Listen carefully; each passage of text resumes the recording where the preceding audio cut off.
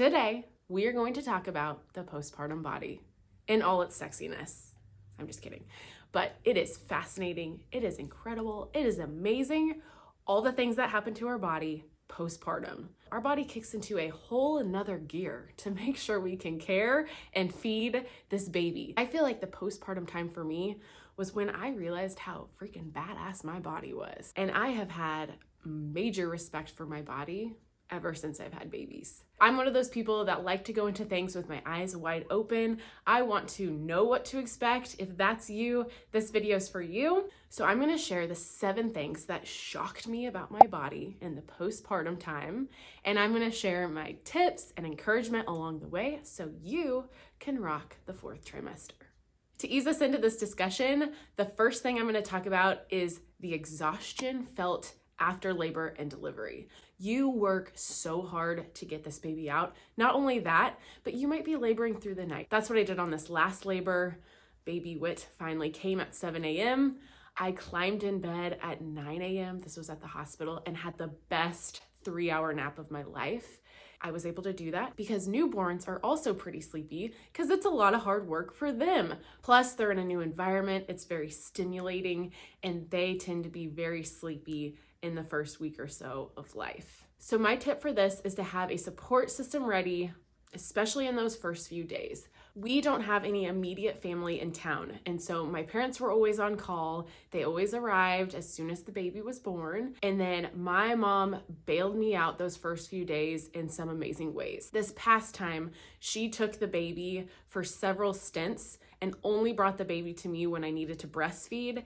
And just getting those 6 to 9 hours, although it was a little interrupted, of sleep right off the bat helped me be a functioning parent and kind of cope with the exhaustion that came with my last labor and delivery. Okay, now to really dive in, number 2 is vaginal tearing. I think a lot of us go into labor and delivery hoping that we will not tear, but that's just not realistic. The statistics are from a recent study that 70% of us will have some sort of tearing, and you're more likely to tear if it's your first baby. I was completely unprepared for how painful vaginal tearing would be in the aftermath once the medicine wore off. I had an epidural with my first baby. I want to add though that I had an episiotomy as well, and I have heard episiotomies make you tear even more. I had a 3rd-degree tear. Think of it like a piece of cloth. Once you get a piece of cloth, if you start to tear it just a little bit, then it's really easy to rip it the rest of the way. And I think that's what kind of happens with an episiotomy. So you want to ask your doctor what their episiotomy rate is. It is not the best practice anymore to get these, and you want a doctor that is performing them at 5% or less. My doctor's rate was 4%. So at the end of the day, I have to believe my doctor that I actually needed one. We had a cord wrapped around my baby's neck and he was very hard to get out. His heart rate was getting down to the 50s by the time he was actually delivered. So I'm thankful that I had a really experienced doctor. I did get an episiotomy, but guess what? I still had 2 more babies, so it must not have been that bad. So a little bit about vaginal tearing. This is talking about the tissue between your vagina and your anus. So you want to be in the 1st or 2nd degree. Most women actually fall in the 2nd degree, so that's good. The 1st degree is the least amount of tearing. It just goes a little bit into your tissues. The 2nd degree is a little bit more into those muscles and tissues between your vagina and your anus. 3rd degree, which is what I had after my first baby, extends from your vagina to your anus. It's tearing through that tissue and muscles and getting to your anal sphincter muscle and possibly damaging that area as well. 4th degree is the least common, and it does exactly what 3rd degree does, except goes into your rectum. And you're probably gonna have to have a little rehab to get those muscles functioning properly again. So my little sister actually recorded my first birth, and I have some great footage of that and some video and pictures. And when I look back at that poor mom myself, and she's so happy with her new baby, I feel for her because she doesn't know the wreckage that just transpired down there. Once my epidural wore off and I was only on high-dose ibuprofen, I was in a lot of pain. Not only that, but there's an immense amount of swelling. So with my 3rd-degree tears, without going into a lot of detail, I couldn't even tell where a lot of my body parts were down there. So be prepared for that if you have 3rd-degree tearing. I remember distinctively that my pain subsided substantially on day 6. So I was pretty miserable until day 6, and then I I started feeling a lot better. Also know that this area has a lot of blood vessels, so it actually should heal pretty quickly. So I have several pieces of advice here. The first is that a lot of moms do not tear that much. As I said, most moms fall into second-degree tears, and you will be just fine.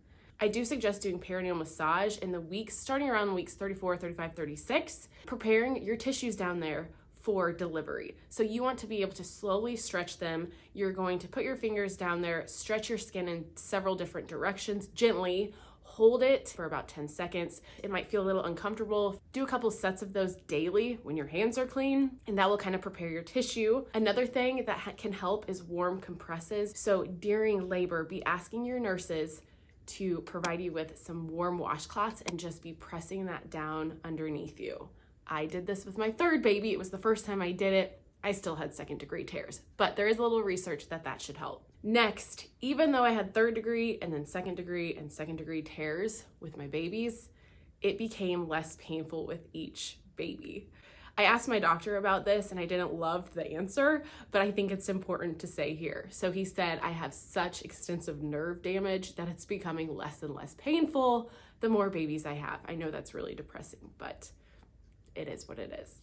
After your baby's been born, you get put into a different ward of your hospital where you get taken care of by postpartum nurses. During this, I had a lot of awesome postpartum nurses who took great care of me. The best thing that helped me in the hospital was asking for new ice packs as soon as they stopped losing their cool. So make sure you keep it nice and iced down there. As I said, swelling is quite extensive, especially if you're getting into the 3rd and 4th degree tears. So having those ice packs down there really helps. Most hospitals also provide witch hazel pads and some spray, some numbing spray that you can put up there. So make sure you're utilizing that. Ask your nurses if you need help. I found the spray to cause a little bit of stinging. So with my 2nd and 3rd baby, I actually brought my own. I'll put that down into the description. It was a little more soothing, but dripped a little more. So give and take. Granted, you have a ton of padding down there, so the dripping really didn't bother me. The last thing I want to say about vaginal tearing is it is not the end of the world. So I almost had the worst degree of tearing, and I still had more kids. And everything's all healed up down there, and it's not that big of a deal. So keep that in mind and know it's gonna start feeling better pretty quickly. Moving on to number 3. Number 3 is how much bleeding you're going to have in the days and weeks and almost months following birth. I didn't know this. I didn't have pads on hand after I had my first baby, and we had to go to the store and get that, and it just wasn't ideal. So make sure you have very large pads with wings on hand at your house ready to go after birth. The hospital is going to provide you some really big ones, which I always took an extra box of those home. I always asked the hospital for them because they just collected the most. You're not only bleeding, but you're also going to have some clots. Your uterus is emptying out from everything that it's been carrying over the last 9 or 10 months. And so just be expecting that, but your doctor will tell you exactly how big your clots should be. And if they get any bigger than what they recommend, then you need to give them a call. Additionally, where your placenta was attached to your uterus, you're going to have a dinner-sized plate wound. So think about having a large scab on the inside of your uterus, and you need to take really good care of yourself after your baby is born. You really should rest. Don't feel bad sitting around on the couch, snuggling your little newborn, and then maybe in about 2 weeks you can start walking. But just do so and be really cognizant of all the healing that's taking place, all the shifting that's taking place from your uterus, contracting back down to size, emptying out, and healing from where your placenta was attached. The next thing I want to talk about is breastfeeding and how difficult it can be. I think we go into it sometimes thinking it's going to come really naturally, and that's just not the case. So again, I like going into things with my eyes wide open. If you are hell-bent on breastfeeding, which I definitely was, I recommend reading The Womanly Art of Breastfeeding. It'll be down in the description. It is very thorough, but it talks about all things breastfeeding, as well as the benefits for your baby and for you. And for me, that convinced me that it was something I wanted to do, and even when it got really, really, really hard, I stayed committed to it. So I recommend looking at breastfeeding as a new technical skill you are learning with your baby. You and your baby are beginners, and you guys are learning this new skill together. So when you are learning a new skill, you research. So that's why I recommend reading that book. The second thing you do is you have a teacher or a coach that helps you learn the skill. So there will be lactation consultants in the hospitals that will come and visit you. And if you don't get one, make sure you request one, because my third baby, they didn't even send one because I think I knew what I was doing, but they didn't even offer it. So if they don't offer it, make sure you ask for one, and they will coach you through how to breastfeed. Don't expect to get it right away. It will take several days, weeks to get this down. Once I got home, my community also provided free lactation consultants to come to my house. If there was any offer for a lactation consultant, I said yes. So I think with my first baby, I had 4 different lactation consultants because it was that hard and I couldn't figure it out.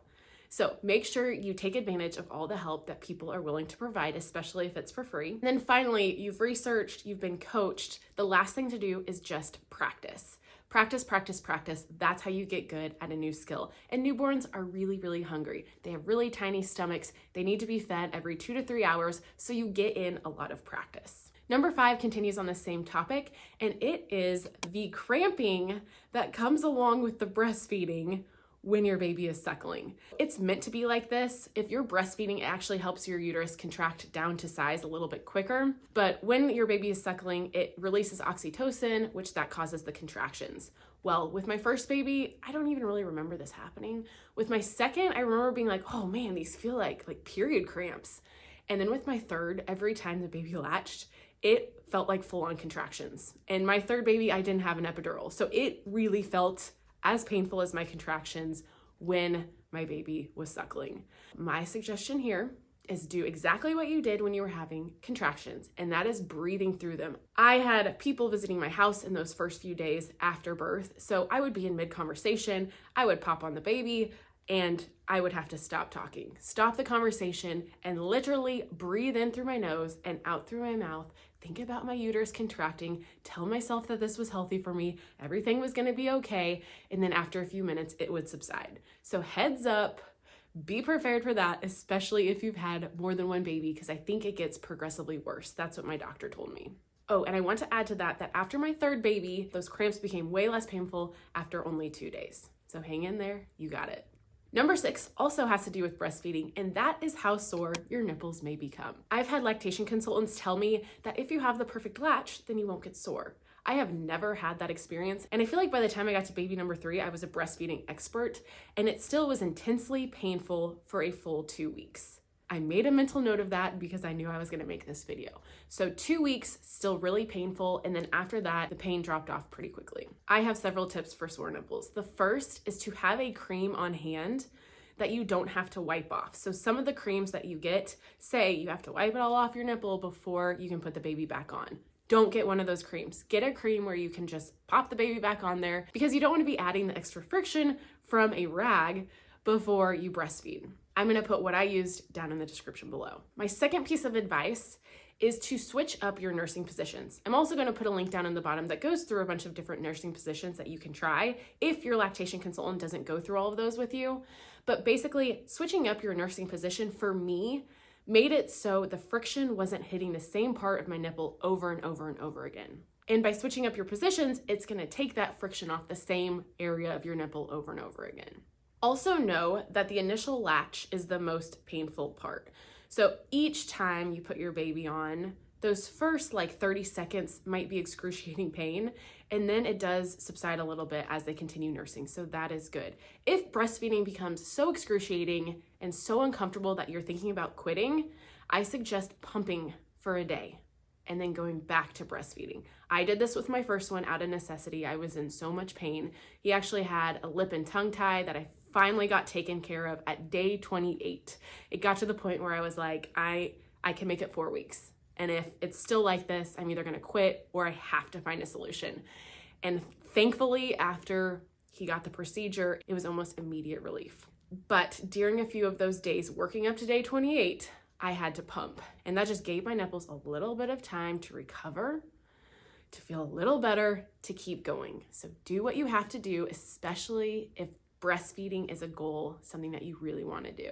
Now, I had all vaginal deliveries, and as I said, I had pretty substantial vaginal tearing, and that also made breastfeeding very difficult because I was expected to be in these sitting positions while I was sitting on an area of my body that was extremely tender. For you C-section moms, your wound is going to be in a different spot. So also, I recommend changing positions, finding a position that works for your body and isn't excruciatingly painful for, where our wound is from where we gave birth. For me, by my second and third baby, the side-lying breastfeeding position was for me. I have taken so many naps with my babies. I have gotten so much more sleep. I have had so many cuddles with my baby because I have mastered the side-lying breastfeeding position. And I think for C-section moms, this is a good option as well. So again, try to master new positions with sore nipples and if you have wounds that are really, really painful in other parts of your body. And finally, number 7 is how much your smell changes, especially if you're breastfeeding. I've only ever breastfed, so I don't know if this is a thing if you're not breastfeeding, but I have to immediately put on deodorant and then put on deodorant multiple times during the day so I don't stink. And I was really freaked out after my first baby because I was like, oh my gosh, is this my new normal? Like I went through all of this and now I'm just always gonna smell like this. But thankfully, after I was done breastfeeding, the smell went away. And it's just something I've expected now every time I have a baby. So now I'm on baby number 3. He is 9 months old and I am still struggling with that. So when I see an old friend, I give him a hug and I say, sorry, I may smell because I'm breastfeeding. I'm just honest. It's a part of the beautiful thing that comes with postpartum life. Whew, okay, so that was a lot, but I want to make sure you know before you go that I have created a two postnatal workout series that you guys can start doing once you start feeling better. So after your baby is born, you can do some breath work, you can stretch. Finally, after 2 weeks, you can start walking, moving a little bit more. Once you get your doctor's approval, come join me for a Core Restore series. It is 8 sessions long. And then after that, I go into a general fitness postpartum series that's 15 workouts long. You only need a pair of dumbbells for this one. All workouts are about 13 to 20 minutes long. I know you probably have your baby around you, so it's hard to work out, so they're nice and short. And they're not gonna make you extremely sore, but they're gonna work you back up to being able to do whatever you love to do fitness-wise. So I covered a lot today. I'm curious if I missed anything. So if you have been postpartum, write in the comments below if I was spot on or if you can add anything, that would be great. If you have never been postpartum, tell me what surprised you the most. So what's something that you were like, I've never heard that before? Other than that, stick around, subscribe to my channel if you're not, and I hope to see you again real soon.